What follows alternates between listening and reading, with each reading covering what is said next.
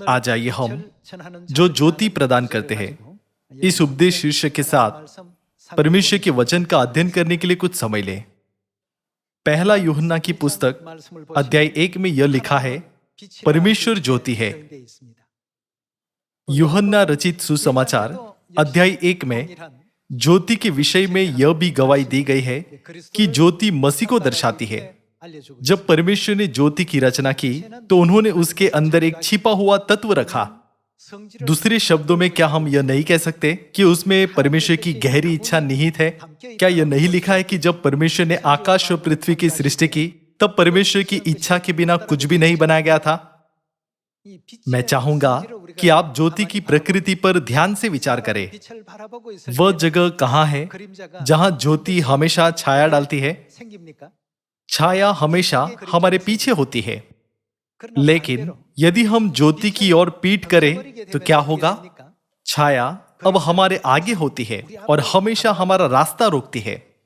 इससे हम समझ सकते हैं कि जब भी हम परमेश्वर की ओर बढ़ते हैं, जो ज्योति है, न तो छाया हमें रोक सकती है और न ही अंधेरा। जब परमेश्वर ने ज्योति की रचना की तो उन्होंने इस इच्छा को उसके अंदर रखा। इसीलिए बाइबल में लिखा है, परमेश्वर ज्योति है। जब हम अपना ध्यान केवल परमेश्वर पर लगाते हैं और हमेशा उनकी ओर चलते हैं तो अंधकार हमें रोक नहीं सकता। इसके विपरीत यदि हम अपनी पीठ परमेश्वर की ओर करते हैं, जो ज्योति है, तो यह अपरिहार्य है कि छाया हमें अवरुद्ध करेगी। जो ज्योति प्रदान करते हैं शीर्षक उपदेश के द्वारा, आइए हम उन लोगों के बारे में सोचें जो हर युग में ज्योति प्रदान करते हैं। पिता के युग में जिन्होंने ज्योति प्रदान की वे थे अब्राहम, इसहाक, याकूब, नूह, गिदोन, साथ ही यशाया, यिर्मयाह और नबी यहेजकेल जैसे भविष्यवक्ता भी थे। वे वह थे जिन्हें ज्योति प्रदान करने का कार्य सौंपा गया था। उन्होंने परमेश्वर की महिमा का प्रदर्शन और प्रचार किया जो ज्योति है। पुत्र के युग में पतरस, यूहन्ना, याकूब और अन्य प्रेरितों ने प्रथम चर्च के संतों के साथ ज्योति के रूप में मसीह के बारे में प्रचार किया और गवाही दी। हम जो पवित्र आत्मा के युग में जी रहे हैं वे है जो मसीह आन सांग होंग और नई यरूशलेम स्वर्गीय माता जो ज्योति है का प्रचार करने के मिशन के साथ ज्योति प्रदान करते हैं। बाइबल की 66 पुस्तक के अनुसार जिन्होंने एलिया की तरह ज्योति प्रदान की उन्हें कई कठिनाइयों का सामना करना पड़ा, लेकिन आखिरकार परमेश्वर हमेशा उनके साथ थे और उन्होंने उन्हें विजय प्रदान की। उनके हर काम में परमेश्वर ने उनकी मदद की और उन्हें आशीष दी। आज भी जब हम ज्योति प्रदान करते हैं, अर्थात परमेश्वर कौन है इसकी गवाही देते हैं, तो हमें कई कठिन परिस्थितियों का सामना करना पड़ सकता है। फिर भी हमें यह कभी नहीं भूलना चाहिए कि परमेश्वर हमेशा हमारी मदद कर रहे हैं। क्या ऐसा नहीं है?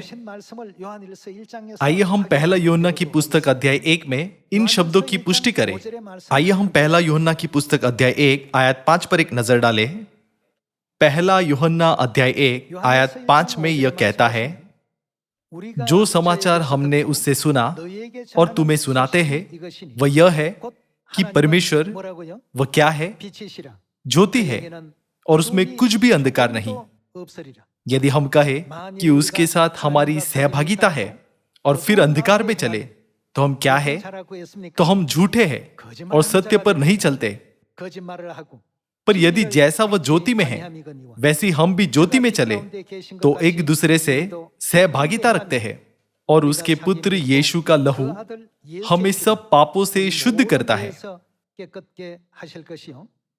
पहला यूहन्ना की पुस्तक अध्याय 1 आयत 5 से 7 में बाइबल परमेश्वर को किस रूप में परिभाषित करती है? लिखा है कि वह ज्योति है, लेकिन आत्मिक रूप से जब हम इस युग को देखते हैं तो ऐसा क्या है जिसे इस संसार के लोग ज्योति से अधिक प्रेम करते हैं? लिखा है, मनुष्य ने अंधकार को ज्योति से अधिक प्रिय जाना।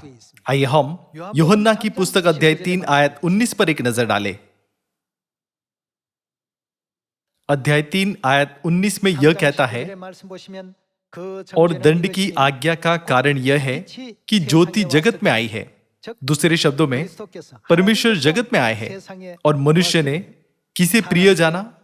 अंधकार को ज्योति से अधिक प्रिय जाना, क्योंकि उसके काम, उनके काम कैसे थे? बुरे थे। क्योंकि जो कोई बुराई करता है वह ज्योति से बैर रखता है और ज्योति के निकट नहीं आता। ऐसा न हो कि वे उसके कामों पर दोष लगाया जाए, परंतु जो सत्य पर चलता है वह ज्योति के निकट आता है, ताकि उसके काम प्रकट हो कि वह परमेश्वर की ओर से किए गए हैं। आत्मिक रूप से संसार को ज्योति से अधिक अंधकार पसंद है। इसका मतलब है कि वे ऐसी स्थिति में हैं जहां वे परमेश्वर से दूर है। इस आत्मिक स्थिति में क्या सियोन की सभी संतानों को ज्योति प्रदान करने का मिशन नहीं करना चाहिए? नबी यिर्मयाह को भी ज्योति प्रदान करते हुए, अर्थात परमेश्वर के वचन का प्रचार करते हुए कई कठिनाइयों का सामना करना पड़ा। हालांकि उसने हार नहीं मानी। वह हताशा और चिंता से भरकर जलते हुए हृदय से परमेश्वर के वचनों के साथ निकल गया। ये कहानियां बाइबल में दर्ज है। जो लोग ज्योति प्रदान करते हैं वे हर युग में कुछ बाधाओं का सामना कर सकते हैं या कुछ कठिनाइयों से गुजर सकते हैं, लेकिन अंत में वे सभी परमेश्वर के प्रेम में निवास करेंगे। इस क्षण क्या यह सच नहीं है कि नबी यिर्मयाह, यशायाह, मीका और अब्राहम सभी स्वर्ग में परमेश्वर की बाहों में जबरदस्त महिमा और आराम का आनंद ले रहे हैं?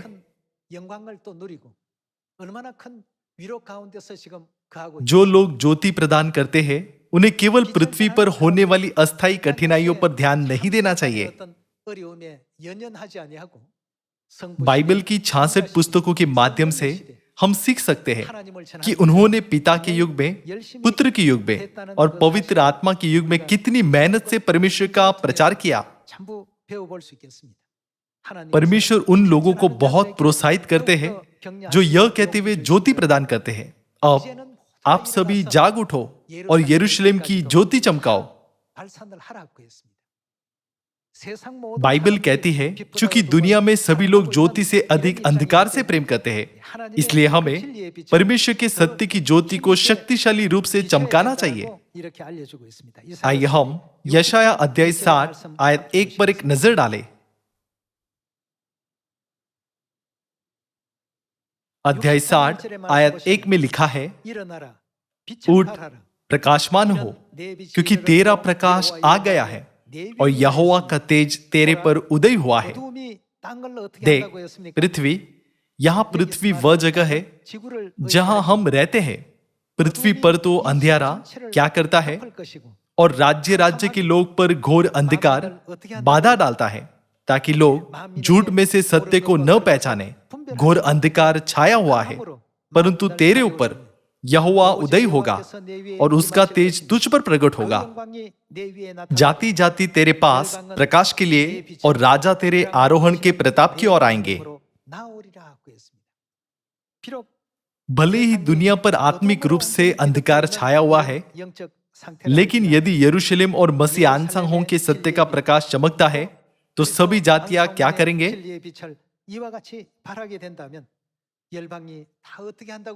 जाति जाति तेरे पास प्रकाश के लिए और राजा तेरे आरोहण के प्रताप की ओर आएंगे। तब हमें पिता और माता की ज्योति के साथ क्या करना चाहिए? क्या हमें इसे शक्तिशाली रूप से प्रदान नहीं करना चाहिए? यह मिशन उन्हें दिया गया है जो ज्योति प्रदान करते हैं।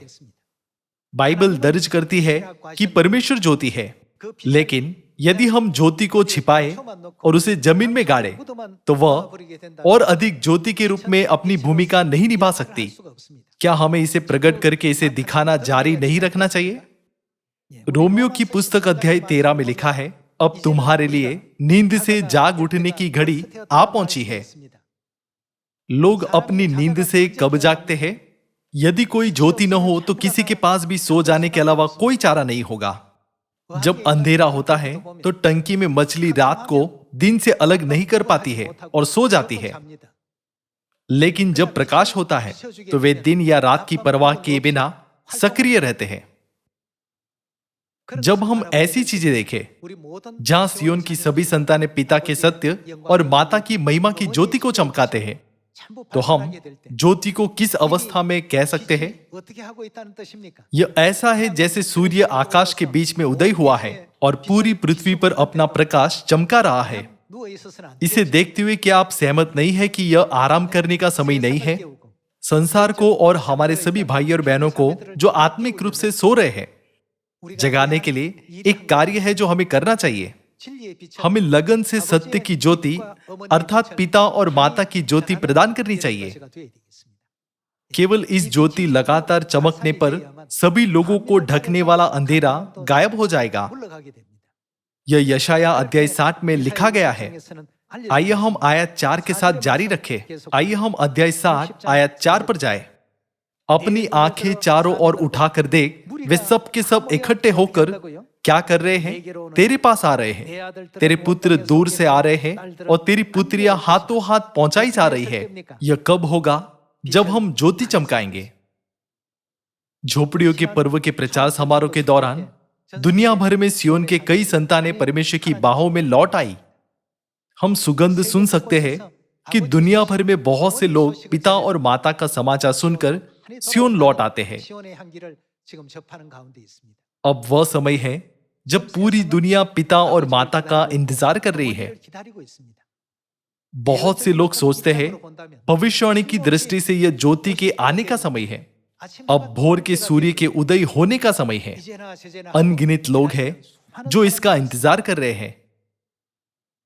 बहुत से लोग जो अंधकार में कैद हैं, सत्य की ज्योति का इंतजार कर रहे हैं जो पिता और माता को प्रकट करता है। इसलिए क्या हम प्रकाशित वाक्य अध्याय 22 में यह नहीं देख सकते कि आत्मा और दुल्हन प्रकट होते हैं और मानव जाति को बुला रहे हैं? चूंकि पिता और माता जो ज्योति है सियोन में है, तो हमें शीघ्रता से क्या करना चाहिए?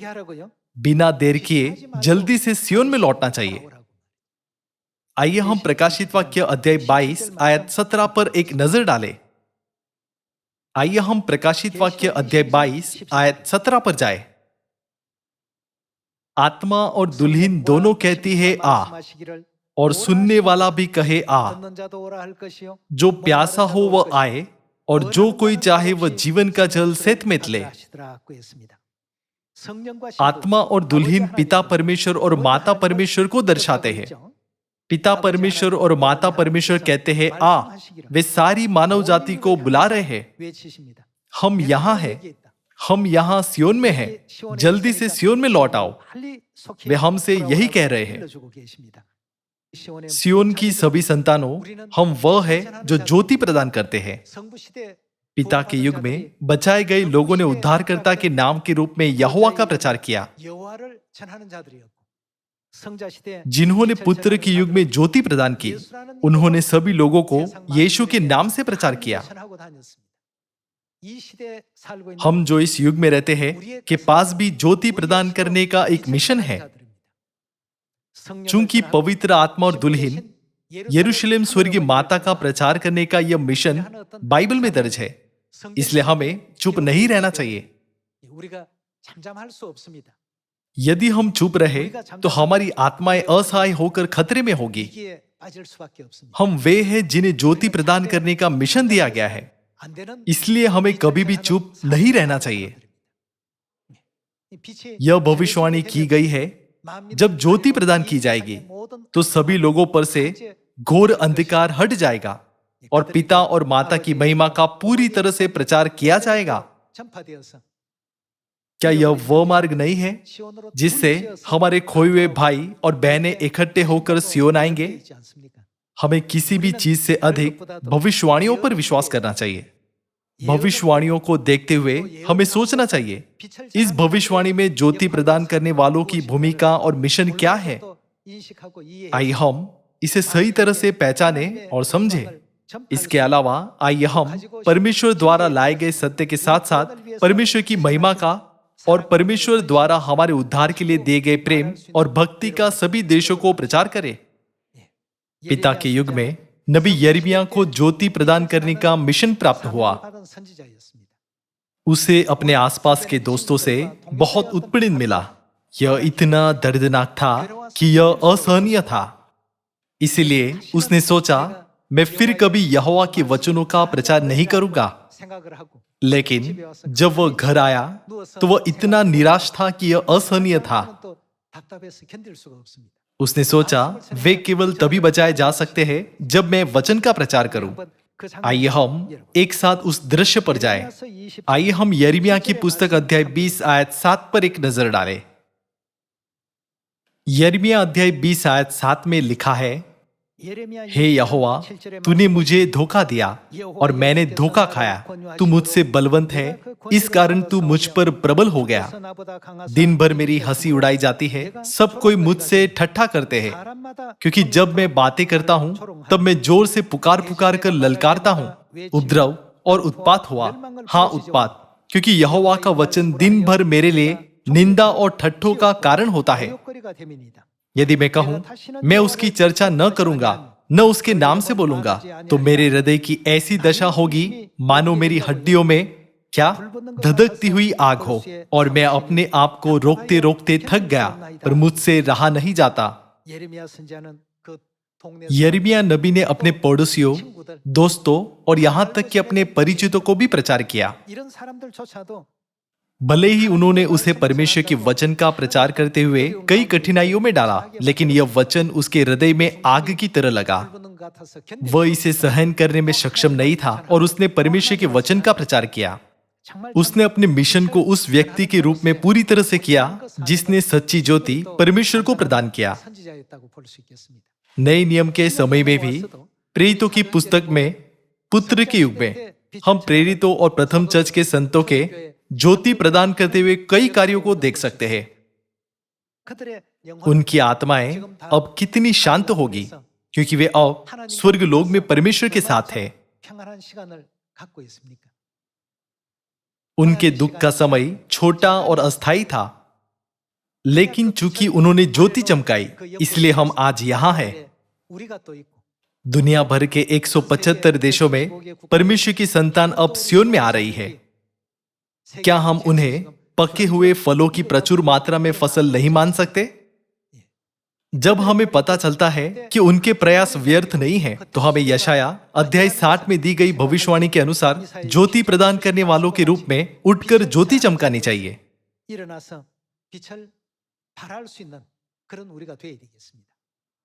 आइए हम चुप न रहे, लेकिन सियोन की वह संतान बने जो हमारे आसपास के सभी लोगों को पिता परमेश्वर और माता परमेश्वर के बारे में जानने दे सकती है।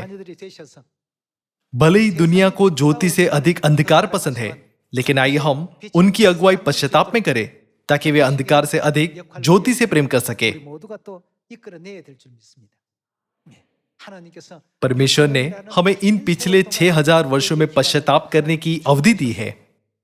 परमेश्वर ने पिता के युग में, पुत्र के युग में और पवित्र आत्मा के युग में ये अवसर दिए हैं।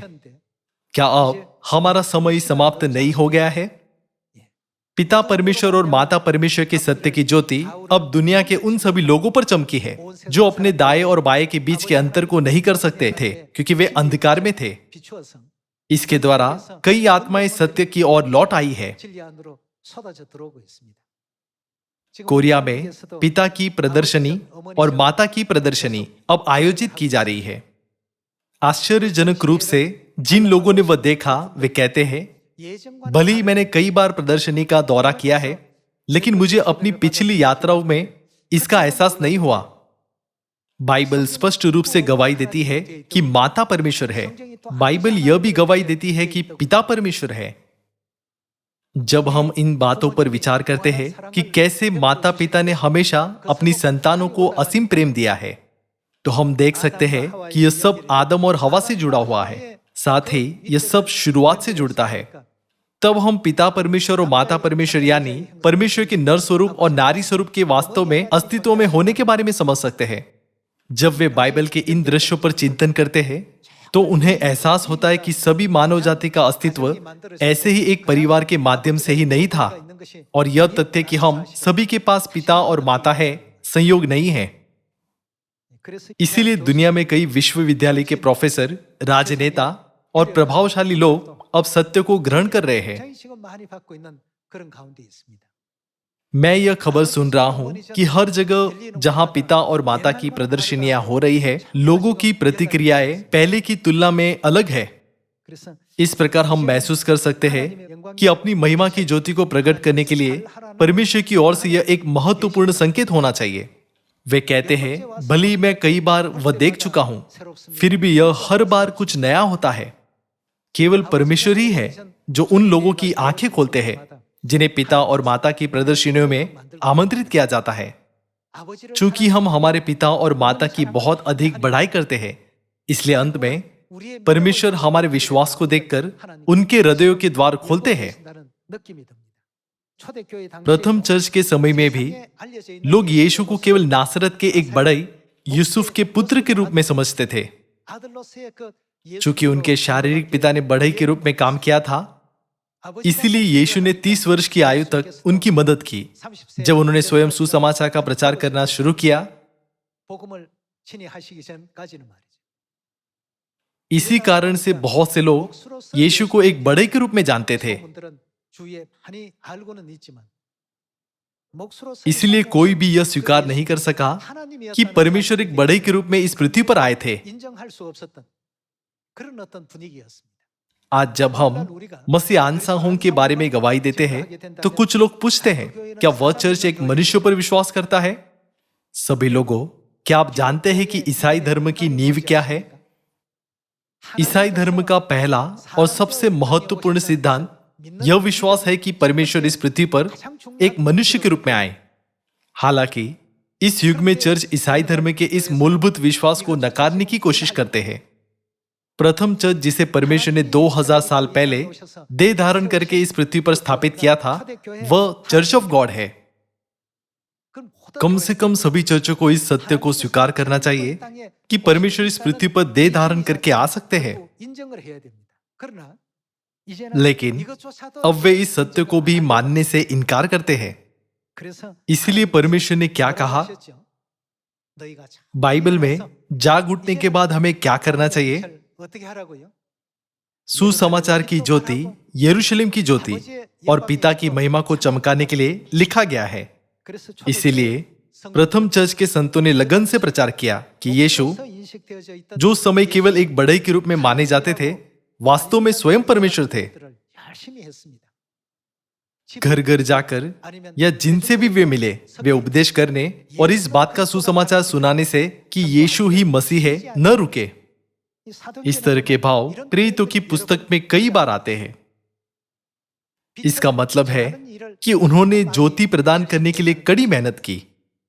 यद्यपि हम स्वयं इस युग की वर्तमान आत्मिक स्थिति में अंतर नहीं कर सकते, लेकिन परमेश्वर अब हमसे बाइबल के माध्यम से बात कर रहे हैं। दुनिया में अब पूरी तरह से अंधकार छाया हुआ है। पूरी पृथ्वी पर अंधकार छा गया है। तब हमारे जाग उठने के बाद हमें क्या करना चाहिए? परमेश्वर ने हमें अंधकार को दूर भगाने के लिए ज्योति को चमकाने को कहा है। जब हम ऐसा करते हैं तो बाइबल कहती है कि पुत्र दूर से आएंगे और पुत्रियां बाहों में आएगी। वे सब इकट्ठे होकर आएंगे। यशाया अध्याय 60 के द्वारा परमेश्वर ने हमें जानने दिया कि इस युग में हमें क्या करना चाहिए। हम सभी को वह होना चाहिए जो यरूशलेम की महिमा का प्रचार करते हैं और मसीह आनसाहों की महिमा की गवाही देते हैं। ये वे लोग हैं जिन्होंने ज्योति प्रदान की। आइए हम प्रेरितों अध्याय 4 में परमेश्वर के वचन पर एक नजर डालें। आइए हम प्रेरितों अध्याय 4 आयत 11 पर जाएं। प्रेरितों अध्याय 4 आयत 11 में लिखा है, यह वही पत्थर है जिसे तुम राजमिस्त्रियों ने तुच्छ जाना और वह कोने के सिरे का पत्थर हो गया, किसी दूसरे के द्वारा उद्धार नहीं, क्योंकि स्वर्ग के नीचे मनुष्य में और कोई दूसरा नाम नहीं दिया गया जिसके द्वारा हम उद्धार पा सके। जिस समय पतरस ने ये शब्द कहे थे, उस समय क्या पूरे यहूदी समाज में यीशु के अस्तित्व को उसी तरह से जाना जाता था जैसे आज लोग यीशु को जानते हैं? नहीं, ऐसा नहीं था। लोग उन्हें केवल बढ़ई यूसुफ के पुत्र के रूप में जानते थे और कहा उसकी माता मरियम है और उसके भाई उसी नगर में रहते हैं जहां हम रहते हैं। उस समय पतरस ने साहस पूर्वक ज्योति चमकाई। 발휘했습니다. यह वही पत्थर है जिसे तुम राजमिस्त्रियों ने तुच्छ जाना और वह कोने के सिरे का पत्थर हो गया, किसी दूसरे के द्वारा उद्धार नहीं, क्योंकि स्वर्ग के नीचे मनुष्य में और कोई दूसरा नाम नहीं दिया गया जिसके द्वारा हम उद्धार पा सके। 여러분, सभी लोगों, क्या आप इस तरह प्रचार कर सकते हैं? क्योंकि ये वचन बाइबल में इतनी सरलता से लिखे गए हैं, तो क्या इनका प्रचार करना बहुत आसान नहीं लगता? 쉬울 것 같지요? 그 वास्तव में उस युग में इसे करना सच में कठिन था। 어려운 일이었습니다. लेकिन जब पतरस ने इस तरह से ज्योति चमकाई, तो परमेश्वर ने हृदय को प्रेरित किया और बहुत से लोगों के मन को सत्य के लिए खोल दिया। 감동 감화를 있게 하시고 하루에 एक दिन में लगभग 3000 और यहां तक कि 5000 लोगों ने पश्चाताप किया और परमेश्वर की बाहों में आने लगे। उस समय प्रथम चर्च की स्थिति क्या थी? 면을 바라보게 되면 बाइबल में इसे 500 से अधिक भाइयों और बहनों के रूप में लिखा गया है। 표현이 있고 इसके अलावा एक रिकॉर्ड है कि जब उन्होंने मरकुस की ऊपरी कोठरी में पेंतिकुस के दिन पहली वर्षा का पवित्र आत्मा प्राप्त किया, तो लगभग 120 की संख्या में एक समूह इकट्ठा हुआ था। 적은 소수의 वे बहुत कम संख्या में लोग थे। भले ही वे कम थे, लेकिन एक दिन में लगभग 5000 लोग आए। 10 गुना से अधिक आत्माएं परमेश्वर की बाहों में लौटी। 으로 돌아옵니다. ऐसा इसलिए है क्योंकि उन्होंने ज्योति चमकाना शुरू किया। उससे पहले यीशु ने उन्हें क्या करने के लिए कहा था? 내가 그리스도인 यह 것을 लिखा है कि यीशु ने अपने चेलों को आदेश दिया कि वे किसी को न बताएं कि वह मसीह है। 알리지 말라고 했습니다. वह इस पृथ्वी पर ज्योति के रूप में आए, लेकिन यह एक छिपी हुई ज्योति थी। लेकिन जब वह स्वर्ग पर चढ़े तो उन्होंने क्या कहा? उन्होंने कहा, सामरिया में और पृथ्वी के छोर तक मेरे गवाह बनो। इसका अर्थ है अब ज्योति चमकने का समय है। उसके बाद प्रथम चर्च का सुसमाचार पूरे इजराइल में, एशिया माइनर प्रांत में और यूरोप में तेजी से फैलने लगा। 또 유럽으로 삽시간에 이렇게 전파되기 시작했습니다. सभी लोगों, वह परमेश्वर थे जिन्होंने पूरे इतिहास में इस योजना को बनाया और कार्यान्वित किया। 오늘날 आज हम वह हैं जिन्हें ज्योति प्रदान करने का मिशन करना चाहिए। 우리가 되어야 되겠습니다. हमें यीशु के अलावा कोई दूसरा नाम नहीं दिया गया जिसके द्वारा हम उद्धार पा सके। 일이 없다는 उसी तरह हमें घोषणा करनी चाहिए, मसीह आनसंग हों के अलावा कोई दूसरा नाम नहीं दिया गया जिसके द्वारा हम उद्धार पा सके। 이렇게 अब पवित्र आत्मा का युग, वह समय आ गया है जब हम यह घोषणा कर सकते हैं। 많은 영혼들에게 हमें अधिक से अधिक आत्माओं तक ज्योति पहुंचानी चाहिए। 빛을 전하기 전에는 ज्योति प्रदान करने से पहले केवल 120 संत थे, 사람들이 모였을 때 फिर कुछ और इकट्ठे हुए जिससे लगभग 500 संत थे।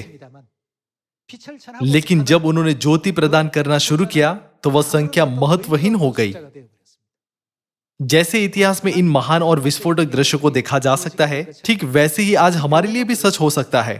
아버지께서 जब पिता शरीर में थे, उस समय की स्थिति प्रथम चर्च की तरह ही थी। 내가 그리스도인 것을 아무에게 उन्होंने कहा, किसी से न कहना कि मैं मसीह हूं। 상태입니다. उनके स्वर्ग जाने के बाद क्या हुआ? अब से सामरिया में और पृथ्वी के छोर तक मेरे गवाह बनो। उस समय के बाद हमने सत्य का प्रकाश फैलाना शुरू किया और अब यह 175 देशों तक पहुंच गया है। 우리가 상상하지 못한 परमेश्वर बाइबल की भविष्यवाणियों और उन सभी महान कार्यों को पूरा कर रहे हैं जिनकी हम कल्पना भी नहीं कर सकते। 그러니 많은 걸로 मीडिया के कई पत्रकार हमसे पूछते हैं, आपने इतनी तेजी से विकास कैसे हासिल किया? 이루었습니까? 꼭 우리가 한 उन्हें लगता है कि हमने वह किया, लेकिन सच यह है कि परमेश्वर ने यह सब किया। 하시니까 क्योंकि परमेश्वर ऐसा कर रहे हैं, तो हम इन महान कार्यों को पूरा होते हुए देख सकते हैं। केवल मनुष्य के रूप में हम इसे स्वयं कभी नहीं कर सकते। 예언하신 대로 यह सब तब होगा जब हम परमेश्वर की भविष्यवाणी के अनुसार ज्योति चमकाएं। 그렇게 예비가 되어 있습니다. जब भी हम सभी सियोन परिवार के सदस्य सुसमाचार का प्रचार करें, 놓고 한번 전해보시죠. तो मैं आपसे जी भर पिता और माता के बारे में प्रचार करने के लिए कहता हूं। यदि पिता परमेश्वर, तो क्या माता परमेश्वर भी नहीं होनी चाहिए? 하지 않습니까? क्या यह सच नहीं है कि केवल तभी हम कह सकते हैं हम परमेश्वर के पुत्र और पुत्रियां हैं? चूंकि बाइबल में पिता और माता को ज्योति के रूप में लिखा गया है, इसलिए हमें भी ज्योति की संतान बनना चाहिए। यदि पिता ज्योति है और माता ज्योति है, तो उनकी संतानों को भी ज्योति बनना चाहिए। इसीलिए परमेश्वर ने हमें जगत का नमक और ज्योति बनने के लिए कहा। क्या आप सहमत नहीं है? आइए हम सियोन की संतान बने जो पिता की शिक्षाओं को प्रदर्शित करते हैं और माता की शिक्षाओं को चमकाती है।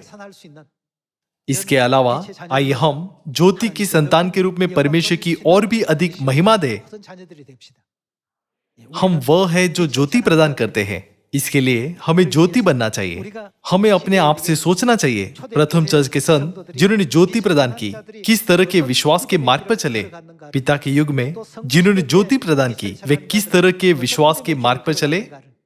जब हम इसे ध्यान से देखें तो हम जान सकते हैं कि पिता के युग में वे जहां भी गए उन्होंने यहोवा परमेश्वर का प्रचार किया। राजा अहाब के समय में जब इजेबेल ने बाल देवता की उपासना की तो एलिया ने क्या किया? उसने ज्योति प्रदान की। उसने यहोवा परमेश्वर के बारे में गवाही दी। इस युग में बहुत से लोग अपने अपने मार्ग पर चल रहे हैं। मुझे आशा है कि हम परमेश्वर की महिमा की ज्योति को चमकाने में सक्षम होंगे ताकि हम सभी लोगों को ज्योति में आने के लिए प्रेरित कर सके। जो पवित्र आत्मा के युग में ज्योति प्रदान करते हैं वे आत्मा और दुल्हन के बारे में गवाही देते हैं। आपके सभी अनुग्रहपूर्ण कार्य जीवन की पुस्तक में दर्ज किए जाएंगे।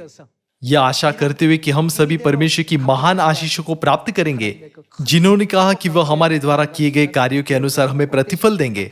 मैं आज के उपदेश को समाप्त करना चाहूंगा। आपका बहुत बहुत धन्यवाद।